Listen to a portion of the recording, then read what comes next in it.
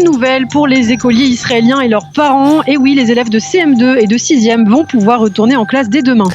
En effet, Ilana, c'est ce qu'a annoncé en tout cas le Premier ministre israélien hier, un peu à la surprise générale d'ailleurs, mais Benjamin Netanyahou a déclaré vouloir s'en tenir au calendrier, même si dans d'autres domaines le Premier ministre a agi différemment. Les élèves de première et terminale devraient eux retrouver le chemin de l'école la semaine prochaine. Ces classes ouvriront comme prévu, a déclaré Benjamin Netanyahou au début du conseil hebdomadaire des ministres.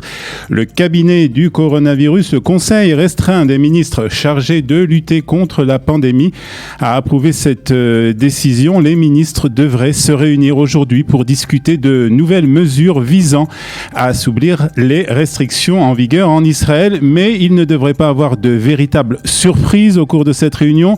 Le taux de contamination continue d'être élevé en Israël et tant que ce taux le sera, il n'y aura pas de véritable allègement, a mis en garde le Premier ministre. Et le vice-ministre de la Santé, Yoav Kish, a même prévenu que si certaines décisions étaient prises à la va-vite ou sous la pression de responsables politiques, cela pourrait mener Israël vers un troisième confinement. Et le premier résultat de la décision, la semaine dernière, de réouvrir les hôtels à Eilat et à la mer Morte, ce sont des files d'attente pour rentrer dans la ville du sud d'Israël.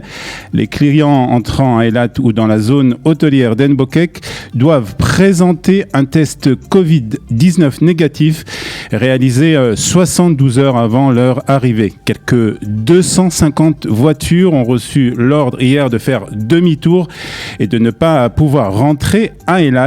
Nous agirons avec une tolérance zéro à l'égard de quiconque agit de manière irresponsable et nuit ainsi à tous nos efforts pour préserver la ville d'Eilat, son économie et sa santé et la santé de ses habitants, a déclaré le maire de la ville, Meir Yitzhak Halevi.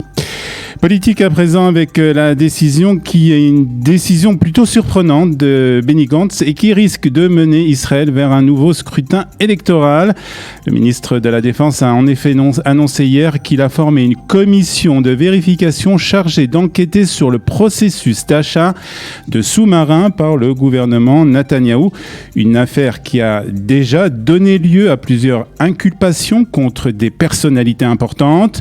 Le bureau de Benny Gantz a affirmé que les conclusions de la commission seront présentées dans les 4 mois et seront partagées avec le public de manière transparente.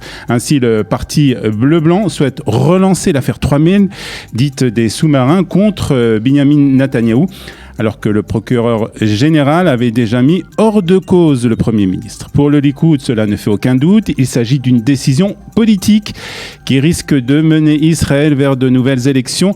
C'est ce qu'a déclaré un porte-parole de ce parti. Selon le communiqué publié hier, Benny Gantz ferait mieux de se joindre aux efforts du Premier ministre pour sauver la vie des Israéliens et de permettre leur vaccination au plus vite au lieu de s'occuper de querelles politiques. Et le Premier ministre Benjamin Netanyahou a averti hier qu'il ne pourra pas avoir de retour à l'accord nucléaire précédent avec l'Iran, s'adressant à la future administration du président élu américain Joe Biden. Benjamin Netanyahou a insisté sur le fait que la communauté internationale devra maintenir une politique sans compromis pour s'assurer que l'Iran ne développe pas d'armes nucléaires. Les remarques du Premier ministre interviennent alors que des hauts responsables pensent que Joe Biden rejoindra l'accord nucléaire iranien avec les puissances mondiales peu après son entrée en fonction le 20 janvier prochain.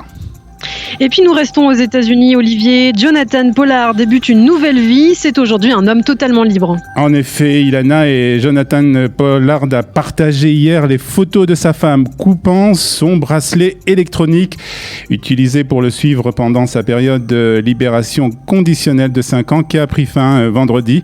À cette occasion, il a également déclaré qu'il avait l'intention d'immigrer en Israël, de faire son alia, mais la date n'a pas encore été dévoilée. Sa femme, Esther, suit actuellement des traitements contre la maladie du cancer aux États-Unis. Et la météo israélienne pour terminer, une baisse des températures et risque d'averses passagères sur une partie du pays. Il fera 23 degrés à Tel Aviv, 26 à Beersheva, 19 degrés à Jérusalem et 28 degrés à Eilat.